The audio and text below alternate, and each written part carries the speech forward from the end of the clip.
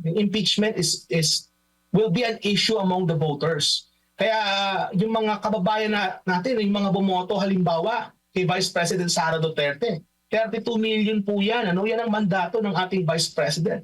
Expect that around that figure would be the support out of the candidates ng PDP laban. Yan yung yan yung nakikita ko diyan na isa sa mga posibleng explanation kung bakit yung mga kandidato ni Marcos Jr. medyo alangan. May mga malalakas diyan, I admit, na pwede pumasok sa Magic 12, pero may laban din. Yung mga PDP laban candidates kasi nga nasa kanilang suporta ni Vice President Sara Duterte. Nandiyan yung mga kandidato na may integrity, yung mga kandidato na alam naman natin na hindi magnanakaw, at yung mga kandidato na tapat at mahal ang bansang Pilipinas. Kaya nga, Admar, napaka-importante at napaka-consequential nitong eleksyong darating.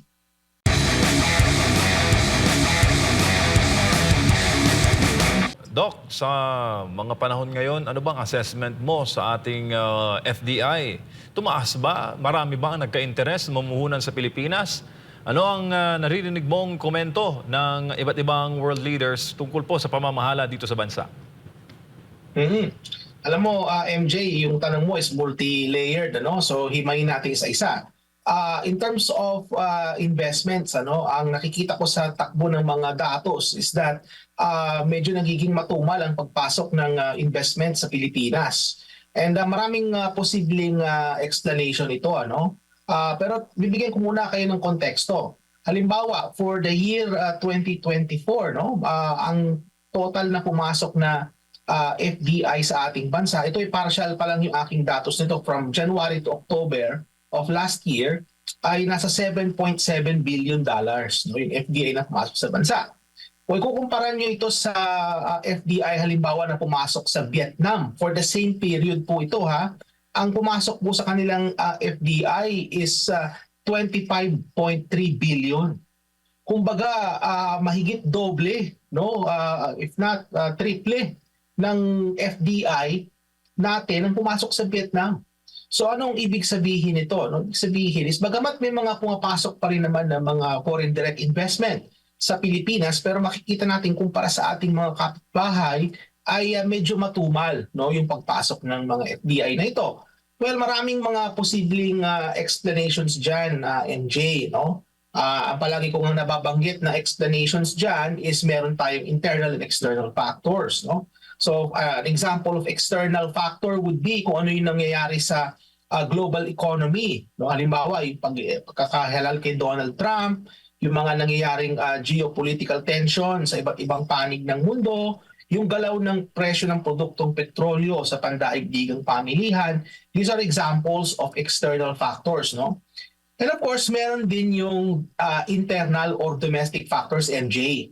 So dyan na papasok yung overall investment climate sa Pilipinas. Dyan din papasok yung mga nangyayaring political issues sa ating bansa. Alam naman natin na ang mga investor, kaya naman sila nag-i-invest is gusto nilang kumita. Siyempre, gusto nilang bumalik yung kanilang yung tinatawag nating return on investment. Kailangan makuha nila yan.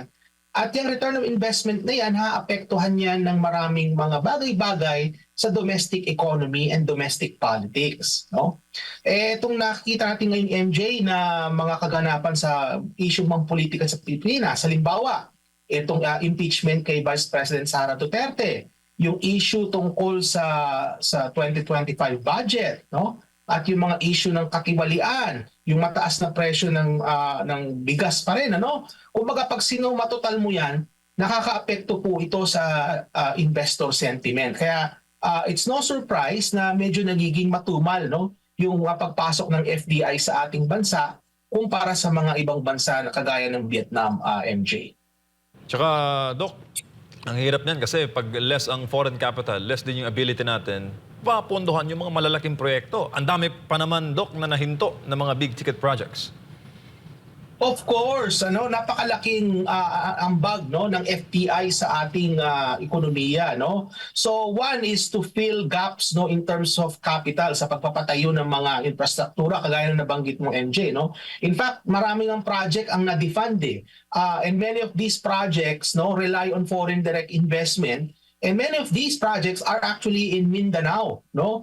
Kaya nga nakakalungkot MJ yung nangyayari diyan sa Mindanao kasi nga may mga ibang proyekto, halos maraming proyekto actually na sinimulan ni dating Pangulong Rodrigo Roa Duterte, ngayon napahinto muna dahil nga nawala ng pondo, no? Kumbaga na-shelve muna yan, na-defund yung mga projects, ano? So yan yung una. Ikalawa rin MJ is trabaho. Kasi isa sa mga nalilikha ng FDI is trabaho. Tandaan po natin mga kababayan, kaiba po ang FDI dun sa tinatawag nating hot money. Yun po kasi hot money, yan po yung mga, halimbawa, bumili po ang foreigner ng mga stock, nag-invest sila sa stock market sa ating bansa, hot money po yun. Madali po yan pumasok, madali rin po yan lumabas. At hindi po yan nakakalikha ng trabaho. Pero yun po mga FDI na sinasabi ko po, ito po yung mga klase ng investment na kung saan na makakapaglikha ng trabaho, makakalikha ng demand sa construction at so kung ano pa man sektor sa ating ekonomiya. Kaya yan pong pagiging matumal ng FDI sa ating bansa. Yan ay nakaka-contribute po yan sa unemployment, nakaka-contribute din po yan sa kalidad ng trabaho, at syempre nakaka-contribute po yan sa pangkalahatang kakayahan ng ating mga mamamayan na kumbaga yung kanilang purchasing power, yung kanilang ability to buy goods and services. Kasi kung halimbawa MJ, kulang yung pumasok na FDI sa ating bansa, kulang yung mga nalikhang trabaho, ang mangyayari niyan is missed opportunities sa marami nating mga kababayan. At may dagdag ko pa pala MJ, is that ang ating bansa po kasi, we are reliant on foreign direct investment. Yan po yung sad reality. Bakit ko po nasabi yan? Kasi kulang po ang ating kapasidad within our internal economy na makapag-produce ng physical capital para po mapunan yung pangangailangan. Meron po tayong tinatawag na investment gap, sinasabi. May kulang. Kasi nga hindi kayang ma-generate ng ating economy yung sapat ng kapital. Kaya ang kinakailangan natin ng mga namumuhunan galing sa labas, no? Kung ang klase ng pamamahala halimbawa, nakaka-discourage ng foreign investor, yung isyung pampolitika diyan sa bansa, na kung saan pwede naman sana, alam mo MJ, kung akong tatanungin, sana masaya na lang tayo diyan sa Pilipinas at wala sanang mga drama sa politika para maging maayos yung ating ekonomiya. Pero hindi po ganito ang nangyari mga kababayan Ang nakikita po natin is nagkakaroon ng napakalaking uncertainty in terms of sa mga issue ng politika sa ating bansa. At nagkakaroon po ito ng spillover effect doon naman po sa mga namumuhunan. Kaya no surprise, ang nakita po natin is matumal na foreign direct investment sa ating bansa. Doc, may kinalaman ninyo ba ang FDI flow sa palitan ng piso kontra dolyar, yung pagiging mahina ng piso kumpara sa US dollar? Meron po talaga yan. Kasi ang halaga ng ating exchange rate, yan po yung nadedetermina ng dami ng US dollar na meron po tayo at yung dami ng US dollar na kinakailangan natin. So, kasi alam naman natin na ang foreign exchange, yan po yung nade-determine ng demand and supply ng US dollars. O halimbawa, nag-uusapan natin is yung palitan ng US dollar sa piso. Kung matumal po ang dating ng foreign investment, ibig sabihin, matumal din yung pasok ng US dollars sa ating bansa. So ibig sabihin niya, kapag medyo mahina ang pasok ng US dollar sa ating bansa, medyo umiimpis po yung ating supply ng ating US dollars at yan po yung nakakadagdag sa pagtaas ng halaga ng US dollar sa ating bansa. Kaya no surprise din MJ, makikita natin na unti-unting sumasadsad ang piso. Noon 58, ngayon 59, hindi po malabong, baka maging 61 at 62 yan sa mga darating na quarter. Kung magiging pabaya ang ating economic managers na umabot ito ng mahigit na 60 pesos sa isang dolyar, MJ.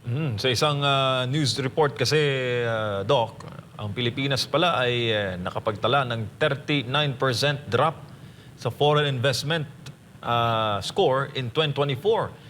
At lumalabas na nawawala ng gana ang mga investor na mamumuhunan sa Pilipinas, which was na-explain po yung mga batayan sa unang bahagi po ng ating panayam. Oo, kaya nga nabanggit ko nga MJ kanina yung datos doon sa pangkalahatang investment yung total FDI na pumasok sa ating bansa.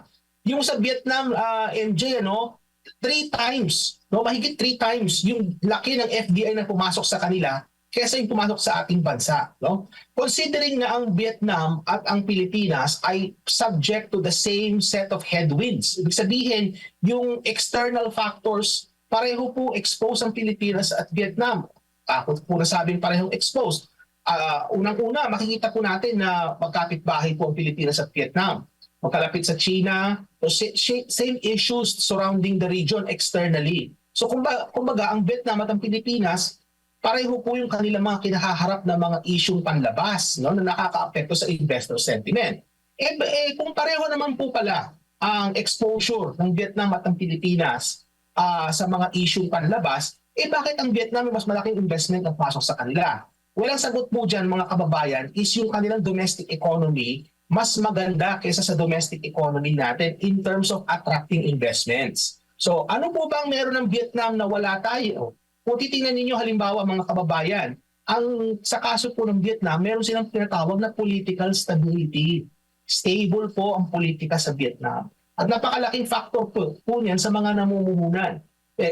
Kung kukumpara po natin sa Pilipinas, sa nangyayari po sa ngayon, for the last 2 years actually, makikita natin na yung ating sitwasyon pang-politika ay nagiging unstable. No? At sa ngayon, makikita natin na merong impeachment, hindi natin alam kung anong mangyayari sa hinaharap, hindi natin alam kung matutuloy ba itong impeachment na ito, hindi natin alam. No? There's a lot of uncertainty.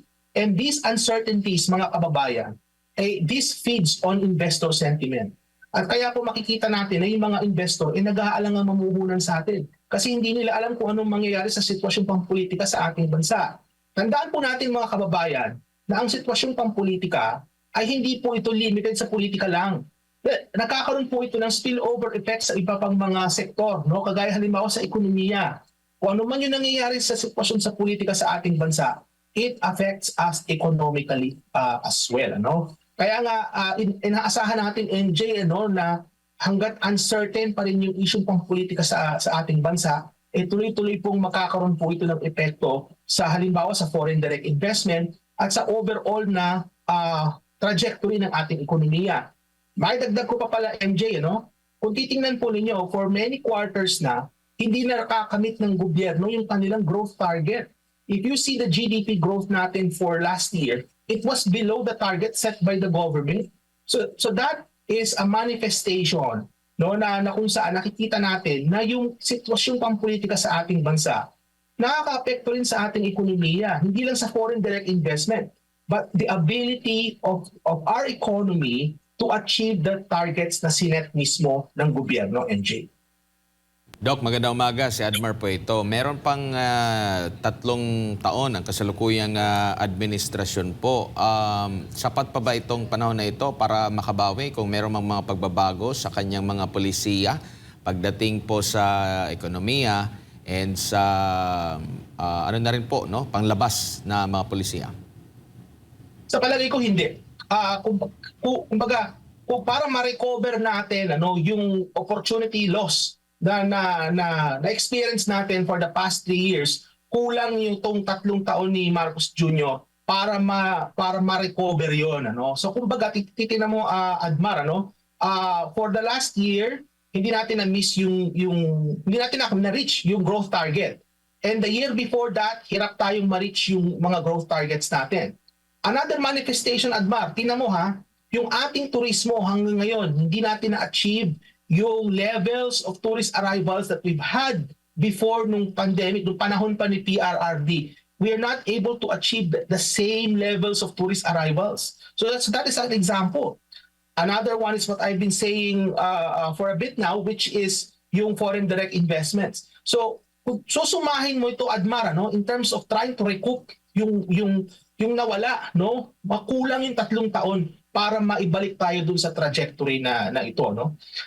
Bakit ko nasabing kulang? Kasi kung makikita natin na talagang yung growth natin, kung titingnan yung mga kababayan, yung paglago ng ekonomiya, kung pagpakita nyo sa isang chart, you will see that flat yung yung trend ng paglago ng ekonomiya nasa around upwards of 5.5%.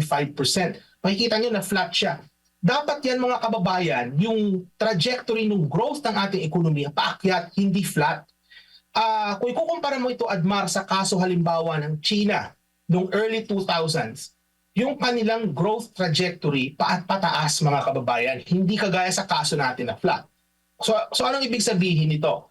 Hanggat flat yung growth trajectory natin, Admar, we will not be able to recover yung nababanggit ko nga parang nawala during the last 3 years. Yung mga nasayang na oportunidad. Napakarami kasi niyan eh. Kailangan yung ating growth trajectory ay umakyat. Pero kung hanggang ngayon, ang ating sitwasyong pampolitika ay hindi malinaw, it's very uncertain. Yung ating tourist arrivals, we have not reached the same targets, the same levels kagaya nung una, nung panahon ni PRRD.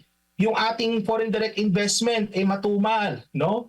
Hanggang ngayon yung sitwasyon sa ating agrikultura ay hindi na solusyonan, puro temporary solutions, palpak pa yung temporary solutions. Kumbaga, Admar, hindi na-address yung talagang structural and fundamental na pangangailangan ng ating ekonomiya. Kaya ang sagot ko sa tanong mo, Admar, kulang yung 3 taon na yan para ma-recover yung sinasabi mo parang mga missed opportunities. Ang ekonomiya po ng bansa ay kinikilala bilang most dynamic sa East Asia Pacific region sa mga pag-aaral, lalo na between 2010 to 2019 kung saan ang average na GDP natin ay nasa 6.4%. Dumapa tayo noong pagpasok ng pandemya, pero nung 2021 nasa 5.7%. Pagkatapos noong 2022 umabot tayo ang GDP sa 7.6%, nalagpasan pa nito yung mga pre-pandemic, no? So kumbaga ang trajectory dapat natin ngayon after ng pandemic pataas na, bumabawi na kagaya po ng ibang mga bansa. Tama po ba, Doc? Oo, kasi Admar, nung panahon ng pandemic, talagang mababa yung pinanggalingan ng ating ekonomiya. Kaya normally, naturally, the year after the pandemic, talagang malaki yung paglago niyan kasi may tinatawag tayong base effect kasi mababa yung pinanggalingan. Now, having said that, it doesn't mean na kahit may base effect, ibig sabihin magiging flat na yung trajectory ng growth natin sa future. Dapat nga hindi flat yan. Dapat tama ka, no? Dapat yan tuloy-tuloy na upwards yung paglago ng ekonomiya. Kagaya nung na-achieve natin nung from 2010 to 2019, na lumalago tayo in the upwards of 6.5%. No? Ganyan yung klaseng paglago na kinakailangan na magkaroon tayo, mahigit sa 6.5. Kaya nga, ang target nga ng gobyerno, di ba, ang target range nila is somewhere between 6 to 7%. Kasi inaasahan ng mga government economists natin na makakamit natin yung same level of growth as we had before the pandemic, which is around that range. Sa nakita natin ngayon, below, Admar, labas dun sa range ng 6 to 7%. Napakaraming explanation kung bakit nangyari yan, nabanggit ko na kanina yung mga ibang explanations, pero ang pinupunto ko dito is that yung growth ng ating ekonomiya, yung paglago po kulang na kulang po ito, para po ma-achieve natin yung mga kinakailangang marating ng ating ekonomiya. Alam mo, Admar, kung maalala mo, di ba, sinasabi nila palagi ng mga economist sa bansa, yung mga economic managers ni Marcos Jr., they were saying that marireach na natin yung middle income country status. And every year na lang, namumove yung target na yan. Dati sinabi nila by 2024, ma-achieve na yan. Ngayon 2025 daw, 2026. Lagi na lang namumove. The issue is, bakit namumove yan? Kasi yung ating growth, yung actual realized growth ng ating economy, palaging mababa dun sa target, palaging mababa dun sa expectation. Kaya laging namumove yung target na yan. So ito yung mga ebidensya, mga kababayan, na kung saan na yung nangyayari sa ating ekonomiya, sumasalamin po ito dun sa nangyayari sa ating politika, mga kababayan. Kaya mahalaga po na maintindihan din natin na ang mga kaganapan sa sitwasyong pampolitika sa ating bansa, yan po ay konektado sa nakikita natin ngayon sa nangyayari sa ating ekonomiya, Admar. Opo. Doc, ang composition or mga main sectors sa ekonomiya ng Pilipinas ay services, industry at agriculture. dito sa services na ito, andyan yung telco tsaka mga BPO. Alam naman natin, wala tayong mga local talaga na dito yung BPO. Galing din ito sa ibang bansa. So, malaki talaga yung epekto pag walang direct investment mula sa ibang bansa sa Pilipinas. Kasi lalo na itong pag-uusapan yung services. Karamihan ba dito ay foreign or mga local na yung may malaking contribution sa ekonomiya? Marami diyan at majority yan foreign, no? And marami din diyan ay American based, no? Which worries me. Bakit? Kasi ang gusto ni Donald Trump, Admar, halimbawa, gusto niya is America first. So ibig sabihin yung mga business process outsourcing, mayroong likelihood yan na unti-unti ibabalik nila yan sa Estados Unidos, no? Merong mga nagpo-push niyan, no, na gusto nila na yung mga trabaho, dapat kasi yung trabaho na yan sa mga Amerikano yan, pero because of lower costs, halimbawa sa pag-operate niyan sa Pilipinas, yung mga mamumuhunan sa Pilipinas sila nagtayo ng mga BPO. But then there's also a push towards having these BPOs go back to the United States. Ano? Ngayon, kung matutuloy yan o hindi, we don't know. However, yan ay banta, no, sa seguridad ng trabaho ng marami nating mga kababayan na nagtatrabaho sa BPO sector, lalong-lalo na kung yung kanilang kumpanya based sa Estados Unidos, ano? So merong ganyang dynamic na nangyayari sa ngayon, ano? Hindi lang yun, Admar, dahil nagiging matumal nga yung pagpasok ng foreign investment, that means nagiging matumal din yung job creation sa sektor na yan ng BPOs. Alam naman natin halimbawa sa BPOs, malaki ang sahod, no, ng mga nagtatrabaho sa sektor na yan. In fact, many of the BPO people would classify, Admar, as middle class, no, kapag nasa BPO sector sila. Matumal ang pagpasok ng investment, that means yung likelihood o yung chance nila na maging bahagi ng middle class, kung halimbawa wala kang trabaho, naghahanap ka pa ng trabaho, matumal yung pagpasok ng FDI sa Pilipinas. Sana kung maraming FDI, maraming trabaho na likha. Marami talagang missed opportunities, mga kababayan. Ano? Yun yung nakikita natin. Kaya napakahalaga, Admar, na makapag-entice tayo ng mga mamumuhunan para makalikha ng trabaho sa ating mga kababayan. Yan sana ang ginagawa dapat ng ating gobyerno. Hindi yung pag-i-impeach kay Vice President Sara Duterte. Hindi yung pang-uusig sa mga vloggers o yung pang-uusig sa mga kalaban o kaya pag-uusig sa media kagaya sa SMNA yung ginagawa nila, yung pag-uusig kay Pastor Kibuloy. Hindi yan ang mga dapat na priority nila. Ang dapat na priority nila is mapaunlad ang ekonomiya ng ating bansa, makapagpapasok ng maraming mamumuhunan, maglikha ng maraming trabaho at ma-improve ang buhay ng bawat Pilipino, Admar. Yung mga nabanggit niyo po na mga pangunahing suliranin at mga kinakaharap ng ordinaryong mga kababayan po natin, appealing ba yan sa mga foreign investor na, maganda pala doon sa ang dami nilang mga pinag-uusapan or budget yan sa kanila at doon na lang sila sa ibang mga bansa na kapitbahay ng Pilipinas maglalagak ng puhunan? Kung maalala mo, Admar, nagpunta dyan sa Pilipinas yung trade delegation ni Joe Biden. Ano? Kung maalala mo yun, last year yata yun, ano? Na nagpunta dyan yung mga representatives ng big tech. No? Kung di ako nagkakamali, may mga taga-Google pa nga na nagpunta dyan. But ang nangyari is hindi sila nagtayo ng mga facilities dyan sa Pilipinas. Kung hindi, nagtayo sila sa ibang bansa. Nasa Vietnam, nasa Thailand yung iba, may ibang nasa Malaysia. Kumbaga, hindi na-realize, no, kumbaga yung posible, no, na makalikha ng maraming trabaho out of that trade delegation. That tells you a lot about what is going on in the Philippines, you know. Makikita mo, Admar, investors look at the Philippines and then they look away, you know. So, kumbaga, merong nangyayari sa Pilipinas na nakaka-turn off sa mga investor. Siyempre, nandiyan na yung, mabanggit ko na rin, yung perennial issue ng mataas ng cost of production, lalong-lalo na sa kuryente, Admar. Ano bang ginagawa ng gobyerno ni Pangulong Marcos in terms of addressing electricity cost? As far as I know, wala. No? Wala akong nakikitang ginagawa ni Marcos Jr., kanyang gobyerno, in terms of addressing the cost of electricity.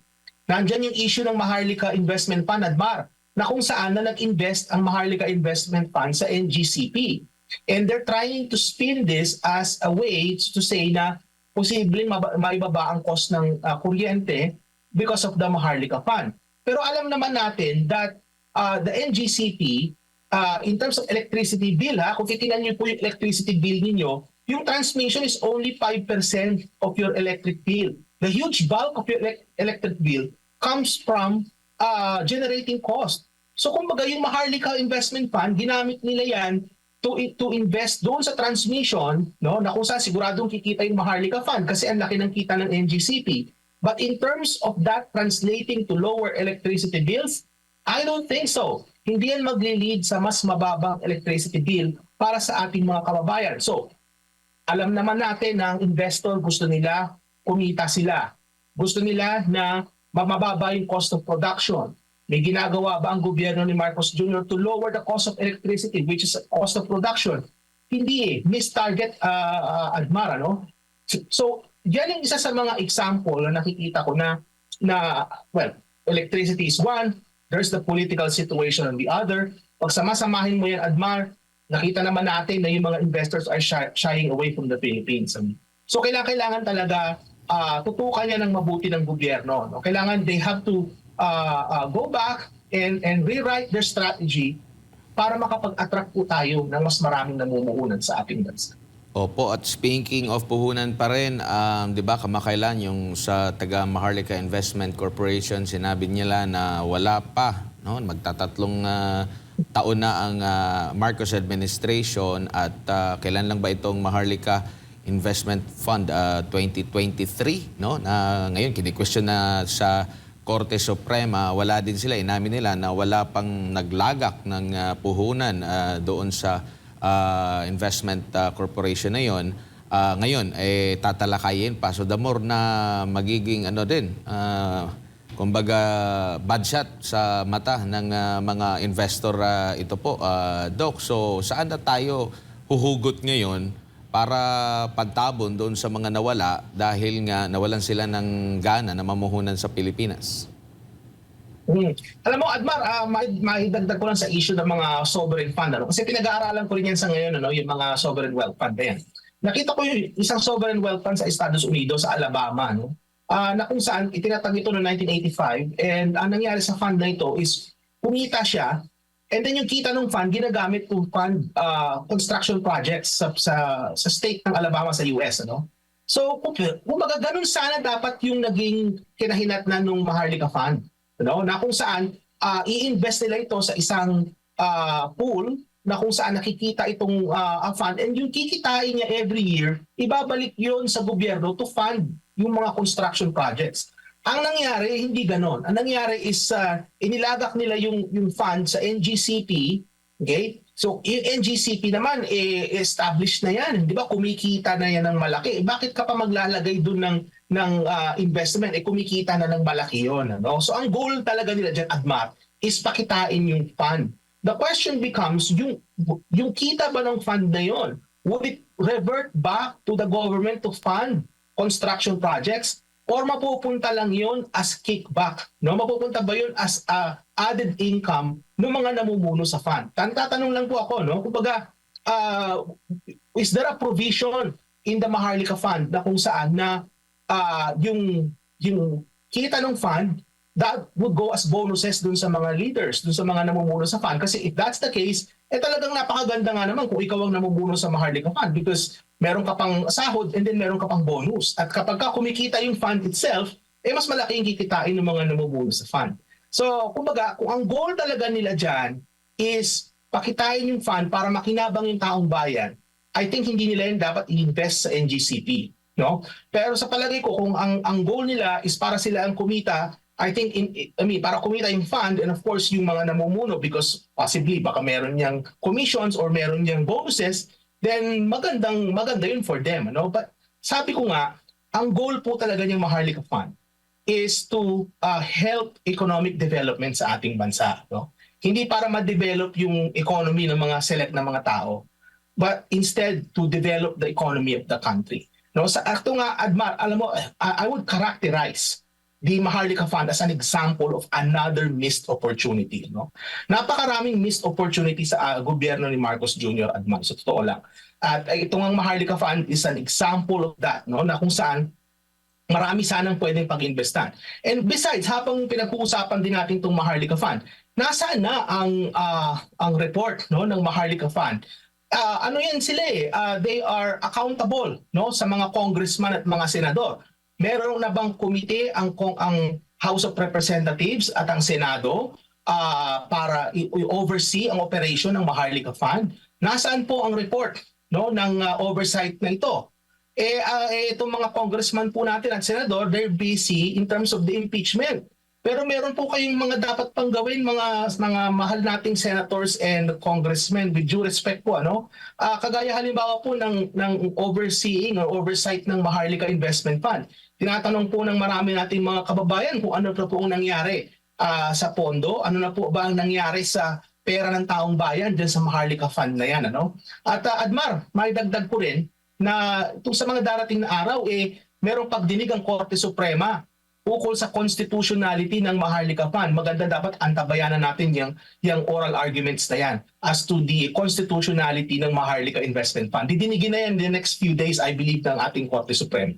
Opo, and Doc, dito po sa meron ding issue, di ba, na parang pati ang sa China ginagamit din, binabanatan din, sinasama din sa politika. The more na mas mawawalan tayo talaga ng mga investor ukol po dito. Hindi pa nga nakakabawi ang Estados Unidos sa atin.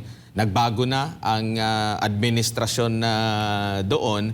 So, sabi mo nga, mahirap na makabawi. Sa nalalabing mga taon, papasok na rin, magiging lame duck na rin talaga dyan yung yung ating Pangulo ukol dyan kasi ang iisipin na ng mga nasa mundo ngayon ng politika ay ang 2028 pagkatapos nitong 2025 elections. Oo, alam mo Admar, no, itong ginagawa nila sa China na ito, ang tawag ko dito is boogeyman strategy. So ibig sabihin ng boogeyman, nandiyan ang China para bilang kalaban, no, para ma-divert yung ma-divert ang taong bayan para magalit sa China, no, at para makalimutan yung mga pagkukulang sa mga isyung panloob, ano, yung mga domestic issues, yung mga problema internally sa ating bansa. So ginagamit yung China to divert attention, no. So that is a very classic strategy of political maneuvering, ano, which is meron kang boogeyman na China, diyan tayo, yan ang aatakihin natin. Pero ang akala kasi ng ating mga namumuno is hindi natin alam na marami sa kanila ay nakikinabang din sa China, Admar. Marami sa kanila ay may mga negosyo, marami sa kanila ay may mga kumpanya, marami sa kanila ay may mga business dealings with China itself, no? Kumbaga, economically, sila at ang mga pamilya nila ay nakikinabang, pero and yet, ang sinasabi nila sa taong bayan, ang dapat nating kalaban ay China, you know? Kumbaga, dapat siya may sinasabing what is good for the goose is also good for the gander, ika nga, no? Pero hindi yan na nakikita natin kasi ang what we actually see is that ginagawa nating kalaban ang China, which should not have been the case, ano? In fact, from an economic point of view, this is actually a bad strategy. Kasi bakit ko nang sabing bad strategy? China po ang may pinakamalaking source, no, ng foreign direct investment sa neighborhood po natin sa Asia, no? Kung titingnan niyo po yung ating mga kapitbahay, halimbawa, China is, if not one, or possibly the biggest investor sa mga ibang mga bansang kapitbahay natin. Nasa top yan, nasa top investors in China. And what we're trying to do in terms of our foreign policy is to make China the villain. Kumbaga kaaway ang China, which should not be the case.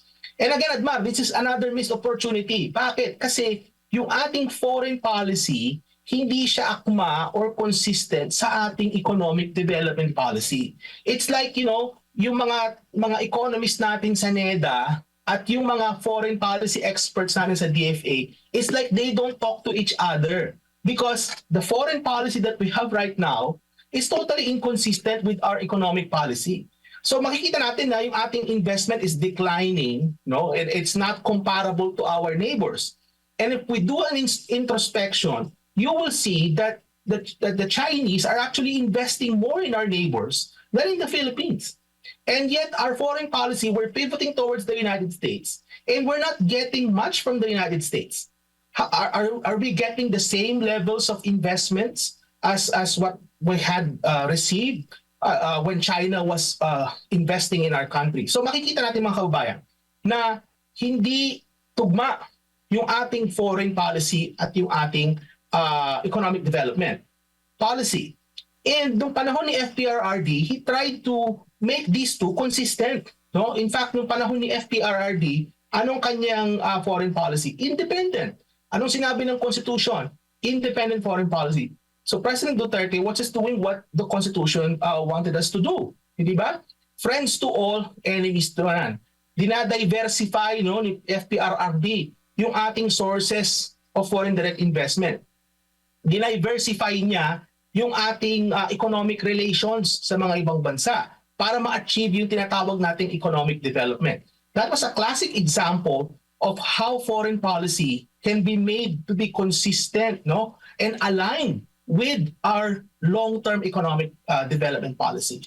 Pero nakita natin, since na-elect si Marcos Jr., na-upend itong harmony ng ating ng ating foreign policy at ng ating economic development policy. So, kaya nga Admar, para ma-reverse ito, kulang yung 3 taon, we need to have a restart, para maihabol itong mga missed opportunities natin dahil sa palagay ko na mga missteps ni Marcos Jr. in terms of handling our economy. Opo, and dito sa election po na darating, bago lang ulit si partner MJ, nakikita nyo rin po ba na ang protest vote na mananaig sa mga botante dahil dito po sa mga pangyayari ngayon sa nakalipas na 3 taon? May mga senyales, Admar, na merong mga cracks dito sa alyansa sa Bagong Pilipinas. Anong ibig sabihin po ng cracks na yan? Kasi ang inaisip nila is kumbaga malakas yung kanilang lineup, malakas si Marcos Jr. politically, pero meron ako nakikitang cracks dito, maraming mga examples, halimbawa kung titingnan ninyo in terms of regional support, malakas pa rin ang mga Duterte sa Mindanao. They're trying to break Mindanao para mapasok nila yan. They will be facing a difficult time because the Mindanaoans and yung mga Bisaya din, Admar, they know, yung time ni Pangulong Duterte, ni FPRRD, nakita nila yung difference, in terms of leadership, kita nila yung difference in terms of yung approach at saka yung outcomes. Makita nila yung difference. At makita nila na talagang mahal ni FPRRD ang mga taga Mindanao. Makita nila yan. Kaya mahirapan silang mapasok yan ang Mindanao. So yun yung una. Ikalawa, Admar, is social media. Social media really has created an opportunity for us to look in terms of political dynamics in a different way. Kasi for many years, Admar, ang ating politics, especially during elections, we base our views and opinions kung sino man yung mga mananalo sa mga tinatawag natin traditional surveys. Yung mga SWS, yung mga Pulse Asia, binibase natin dyan. Pero because of social media, we have new pieces of information para makumpleto yung storya. So halimbawa dyan, Admar, kung titingnan mo yung mga comment section, titingnan mo yung mga responses, yung mga emojis, kung makikita mo. Dun sa mga events ng Alyansa ng Bagong Pilipinas, you will see a lot of laugh emojis. Pati mismo yung mga post ni Marcos Jr., ay ang daming laugh emojis. So they are making fun of the president. Are they happy? I think they're making fun of these people, yung mga kababayan natin. And kung titingnan po ninyo yung mga nagla-like, tsaka yung mga nagla-laugh emoji, these are real people. Hindi ito mga troll farms kagaya halimbawa ng mga Vietnamese na mga pangalan o pangalan ng mga Indiano. Hindi po ganun yung nakikita natin. These are real names, real people. Yung iba nga dyan, Admar, naka-lock profile pa pero nagla-laugh emoji. At saka kung titingnan nyo rin po yung mga mismong comment section, doon mo makikita yung sentimiento ng tao. Kaya nga, social media has really transformed our understanding of political dynamics, lalong-lalo na sa kaso ng Pilipinas, na mataas yung social media penetration rate. Kumbaga, marami sa ating mga kababayan ay exposed sa social media. Now, kukumbine mo itong mga impormasyon na nakalat natin, plus yung mga, alam mo, Admar, yung mga kalye survey, makikita nyo sa YouTube, halimbawa, sa mga ibang social media platforms, may mga nako-conduct ng mga Kalye survey at makikita natin na yung mga candidates na hindi kabilang no, dun sa alyansa ng Bagong Pilipinas ay napakalaki ng chance nilang makapasok sa Magic 12. No? Unang-una dyan sa listahan is halimbawa si Pastor Apollo Quiboloy, no? Na kung saan na makikita natin na yung suporta ng mga kababayan natin ay nasa kanya. No? May suporta si Pastor Quiboloy. And we expect na si Pastor makita natin na aakyat yan sa mga survey. No? And eventually makakapasok yan sa Magic 12. But the thing is, Admar, it all rests on the assumption na magiging malinis ang ating eleksyon. No? Yun yung assumption dyan.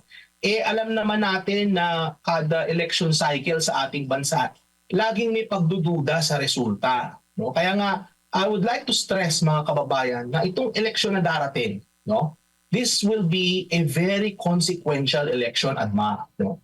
Kasi makikita natin na ang impeachment is also on the ballot. Impeachment will be an issue among the voters. Kaya yung mga kababayan natin, yung mga bumoto halimbawa kay Vice President Sara Duterte, 32 million po yan. Ano? Yan ang mandato ng ating Vice President.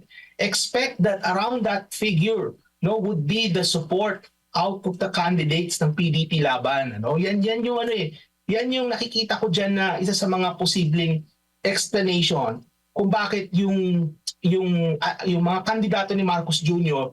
medyo alangan. Ano? May mga malalakas diyan, I admit, na pwede pumasok sa Magic 12. Pero may laban din, no, yung mga PDP laban candidates kasi nga nasa kanilang suporta ni Vice President Sara Duterte.